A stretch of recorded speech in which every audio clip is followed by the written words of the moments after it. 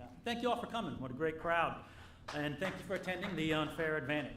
We're going to learn about racing around the rules. So you are about to hear some great stories. Most of them will be true.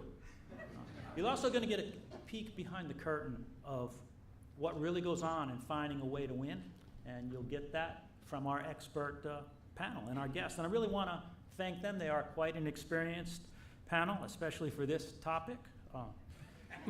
Handpicked some of the winningest men in motorsports, 5 possible rule stretchers, 1 sheriff who's had to help these guys understand that the rules are written in black and white. Yet many of the panelists continue to see many shades of gray. They said 50 shades of gray long before the movie. Men like this are sometimes called cheaters. People accuse them of not reading the rule book. I know that's not true. These men are innovators. Many of the rules in auto racing had to be rewritten due to our guests. Maybe a couple because you're hosts. Because of knowing that in the group, I've got to lay out a few clear guidelines. And notice I said guidelines, not rules, because if I said rules, it just wouldn't matter anyway. So, like any deposition that you have to go and testify, we must be sworn in. And so, we will use the crew chief's Bible, okay, the Book of Smokey. Gentlemen, please stand up. You good? All right, raise your left hand. Okay. And repeat after me. I do solemnly swear. I do solemnly swear. To try not to swear. To try not to swear. While telling these stories. While telling you stories. And will tell the truth. Tell the truth. The whole truth. The whole truth. And nothing but the truth. Nothing but the truth. Or at least the truth the way I believe it. Okay, you can sit back down. Where's my assistant, Eddie? So my own answer to Vanna White. Eddie, let's show them that carburetor. Now you can see that's a pretty stock Holley carburetor, and as you look at it, really nothing going on there. But as they started to restrict the carburation, the air going into the manifold, Eddie, let's show what happens when you actually tighten down the bolt for the air cleaner. Oh my goodness, the center pops up and it draws more air in there. I cannot believe that thing was broken that cleanly. So, and if you didn't have a carburetor that was possibly broken, maybe underneath of those carburetors, especially in the Hemi era, they restricted them and still do use a restrictor type plate by restricting the sides of the holes. Now, it used to be that you were allowed to bring your own restrictor plate, and they would inspect it like a carburetor, and they put a bore gauge through there, and it couldn't be any bigger than such and such. So you'd put your plate on, and that would restrict your motor. Except if you really didn't want to restrict your motor that much, and your plate looked normal, Eddie, when you put that plate down on the manifold, and you did, what would you do? Oh, right back to the big hole. Yeah, pretty amazing how that stuff works. Those Hemis were pretty quick back in the day. Kevin, you and I talked about restoring cars and finding things, and maybe you can talk a little bit about some of those pieces on that panel that you may know something about. Please hold up the red bottle as long as we're talking about laughing gas. Well, that bottle says it's a fire suppression system model. And it was actually hidden in a car by some brothers that have known to be kind of like cowboy guys. And we had a bottle like that hidden in a car. In case Mark's company found it, of course, we just say it's a fire extinguisher because I think you can zero in on it and see it's a Phoenix fire system bottle, that it was filled with laughing gas. But what we did is we signaled the nitrous through the radio button. And these brothers didn't really like to talk on the radio much, but for some reason we kept hearing click, click, click. Maybe the first practice, Danny and Gaius came in and he said, "You guys are cheating. No one's ever passed me in a 935 as fast as they just passed me," whoever they were. Anyway, we never got caught for it, and we actually never won a race with it either. And Jim, you, I believe you said it was a Porsche with a correct wheelbase, but Yeah. in reference to the body, it wasn't the correct position. As it Well, I was didn't. built. I didn't see anywhere in the rule book that said where the wheelbase had to be. It dawned on me that it had to be a wheelbase. And remember that when IMSA first started racing the Porsches, they came over and they were built to FIA regulations. So they were homologated cars, and the wheelbase was this, and so on and so forth. Well, Mark can verify this. When we raced against basically NASCARs. Al Holbert's cars were tube chassis cars with Chevy fiberglass bodies and so on. So it dawned on me that the biggest problem with the rear engine Porsche, and it was a rear engine, not a mid-engine, was that when you turned in, the front end didn't bite and it didn't turn. And then when you got on the throttle and it squatted down, then all the weight was behind the rear axle and the car came around on you. So it was an awful car to drive. But it was very reliable and won the long distance races. So when we got the car, I took one look at it and I read the rule books very carefully, and I said, well, look, it seems to me that the wheelbase is X and that's all it needs to be. So we raced the car, and with Alvin's help, we built some pretty good engines, and we went on and we won a lot of races, and that was, I think, 76.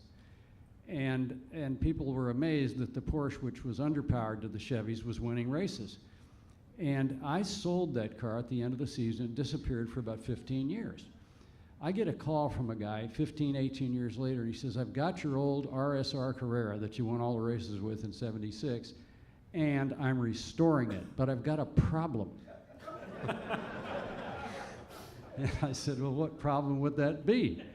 And he said, well, I bought all the fiberglass that they ran on those doggone things, and the wheels don't fit in the holes. And was that the same car that you did a little creative grinding on the engine, or was that a different car? Well, now Alvin was deeply involved in that. Uh-huh. Your name came up quite a few times in these conversations. Yeah. But back to the wheels and the fender wells. We also moved the driver forward, oil tank forward and everything else. Got some weight on the front axle. The car turned, and when it accelerated a lot better. So I said to him, have you ever heard of a fiberglass company called Midcom? They make aftermarket parts for Porsches.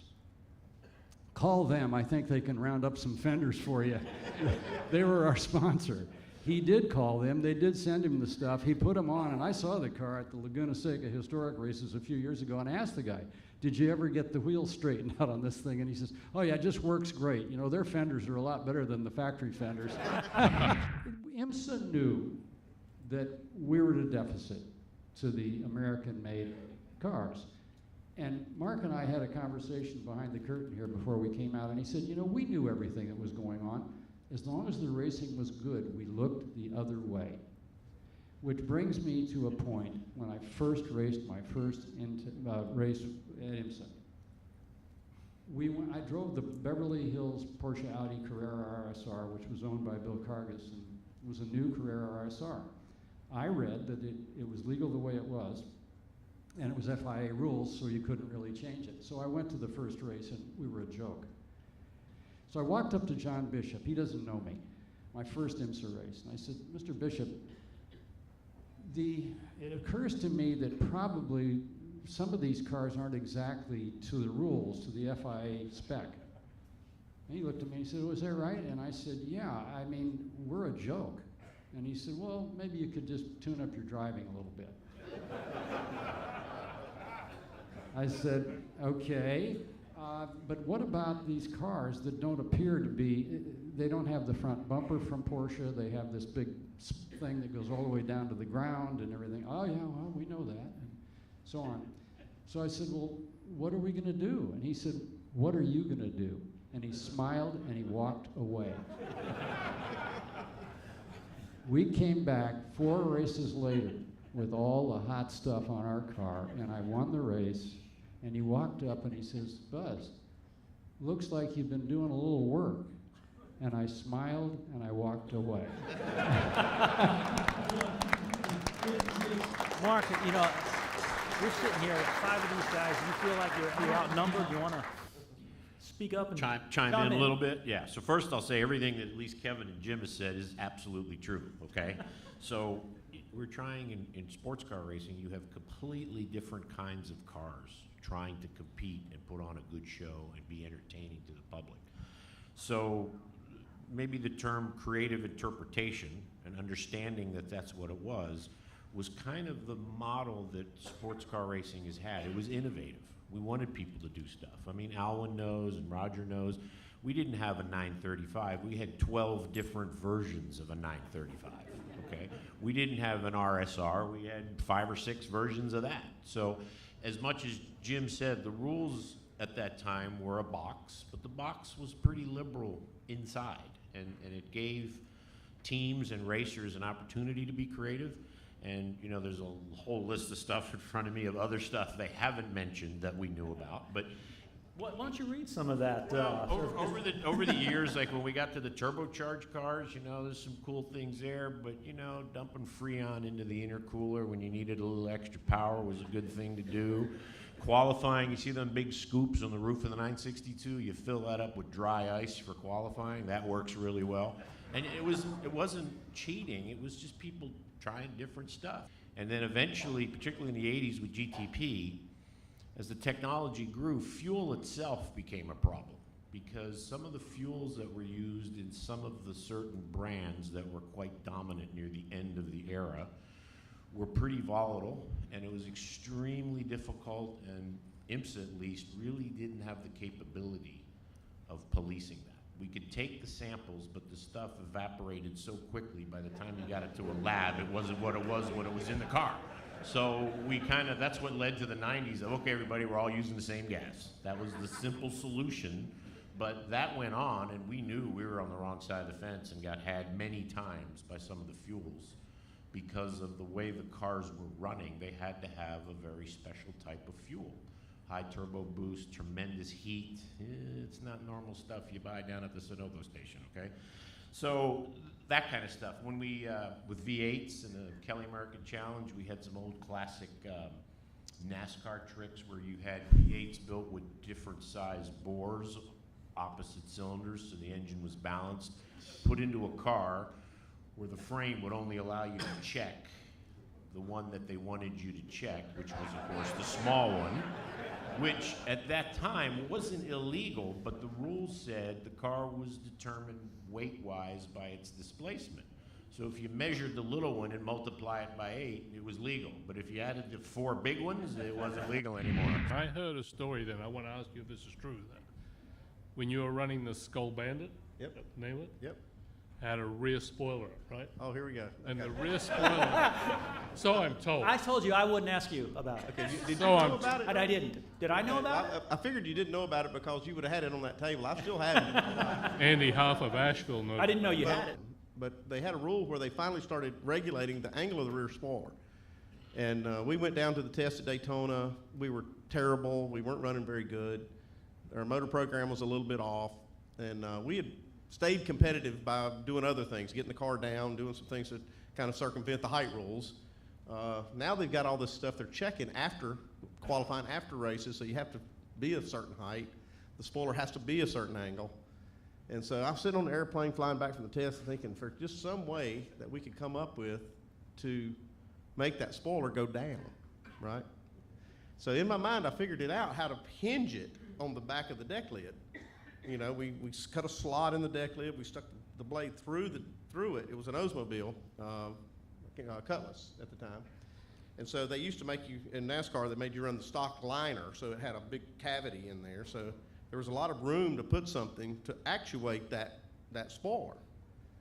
I couldn't quite get in my mind, I looked at every McMaster car catalog we could find, trying to find some kind of actuator, couldn't find one. This was before the internet, so you couldn't just get on Google and search it. But so finally, I took my wife's car. It was one of the Oldsmobile factory courtesy cars that they loaned us, and I took it to the grocery store one evening, and I popped the deck lid to put the groceries in the trunk, and then when I shut the trunk, if you guys remember these cars, they had a little thing that pulled the deck lid down. It would click, click, you know, just pull it down and seal it.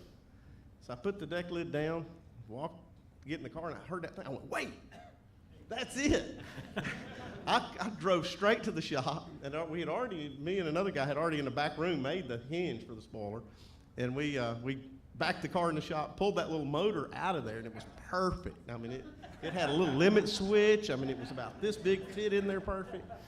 And so we got it all done, and it was just so cool to watch it work, you know.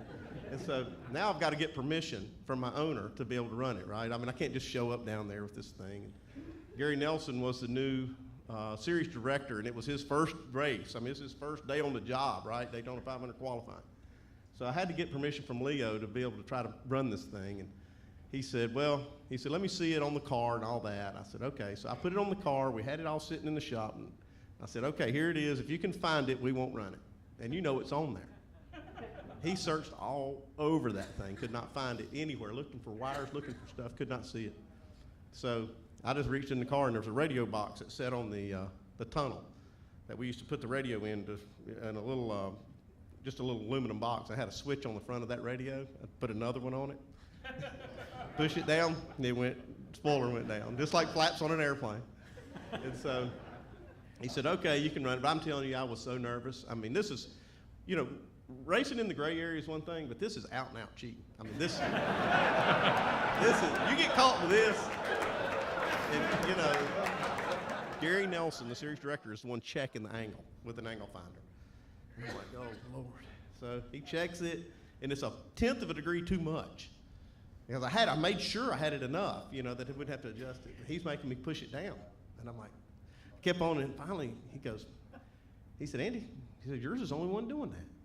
You know, I couldn't bump it down. So finally I hit it hard enough that he was satisfied, and so he takes off, you know, for his lap. And if you're, you know, familiar with Daytona, the pit road at the exit comes really close to the track in the tri-oval. So I'm standing right there at the exit, and I've got my stopwatch gonna clock the run. Harry goes by, and I look, and that spoiler is like straight back. I looked around, and I was like, I'm trying to find Gary Nelson, and I looked, he was looking at the next car, and I'm like, thank God he didn't see that. And I mean, Sweating right now. I couldn't get that thing off the car quick enough, I'm telling you. What about the car that you and Jeff, I understand, I don't know firsthand, you and Jeff showed up with, and they wouldn't even let you take it home? Oh, I don't know. They let us take it home. I'm glad somebody's asking him some questions now. Well, honestly, I swear we got it to work by accident. It was the first car that we put real soft springs in the front and stiff springs in the back and a great big sway bar. And because we'd raised the floor pan and everything, it created a tremendous amount of downforce. Well, we said, you know, we're going to go ahead and run this car. Let's run it in the Winston. We used to run that because it wasn't a points race, and we'll see if this thing really works as good as we think. Well, it worked so good at the end of the race. You know, Jeff Gordon was running lap times about a second quicker than the field, and NASCAR didn't like that much. And by the time we got to the you know, you go through all this celebration and whatnot, and the car's in inspection, and you know, we're doing the champagne cheers and whatever, and we get to the inspection bay, and Buster, the big old inspector, says to me, Mr. France wants to see you. So I thought he wanted to congratulate me. Like, yeah, you know, Bill and I, we were friends, and so you go up there in the truck, and I go up there, I sit down, and this is in the day, with no cell phones and stuff, they'd park that truck, and he had that, I can still see it, that beige push-button phone, Andy, right? And he walked in there, and he's sitting there, and Mr. France used to smoke. He's sitting there, he goes, you need to pick up that phone right there and call your boss and tell him that car is illegal. And I said, no, sir. It's built 100% by the rules. We got with your inspectors every step of the way. And he goes, it won't be tomorrow. So I had to call Mr. Hendrick from that phone, and I said, hey, Rick, how's it going? Yeah, Bill wants to talk to you.